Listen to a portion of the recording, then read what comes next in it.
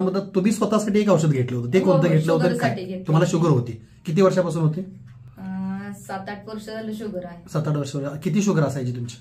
माझी 500 पर्यंत जायची. ओके, त्यासाठी तुम्ही आमचं हे औषध घेतलं होतं ना, टी आणि अँटॉक्सिड डी? हो. ओके, साधारणतः किती दिवस वापरले आणि काय फरक पडलाय? मी 2 महिने घेतलं ते औषध. त्यानंतर माझी शुगर म्हणजे इतकं गोळ्या घेतल्या, औषधं घेतल्या, प्लस मला इन्शुरन्स सुद्धा द्यावं लागलं. बरं. खरं इन्शुरन्स सुद्धा म्हणजे जेवढं इन्शुरन्स देईल तेवढी शुगर कमी यायची, त्याच्या व्यतिरिक्त नाही. मग परत ते बंद केले की परत आहे अशी. गोळ्यांचा तर काही इफेक्टच व्हायचा नाही माझा.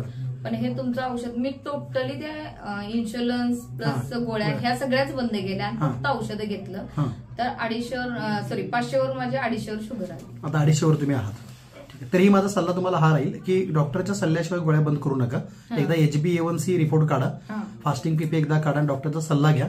हळूहळू गोळ्या डॉक्टरच बंद करतात, आपण स्वतःहून कधी बंद करायचं नाही. बाकी तुम्ही आमच्या प्रोडक्टमुळे 500ची शुगरची इन्शुलिन घेऊन कमी येत नव्हती किंवा इन्शुलिन घेतल्याशिवाय कमी येत नव्हती. जरी घेतलं तर माझ्या डोळ्यांना खूप त्रास व्हायचा, साईड इफेक्ट व्हायचे. पुढून असं येणारी व्यक्तीच दिसायची नाही जवळ आल्याशिवाय. आता शुगर मेंटेन आहे आणि त्याची ॲलोपॅथीच्या गोळ्याशिवाय आणि इन्शुलिन शिवाय आहे. Very good. आणि दिसणं सुद्धा एकदम म्हणजे व्यवस्थित झालं. बाकी तुम्हाला आता शारीरिक त्रास वगैरे कोणताही नाही.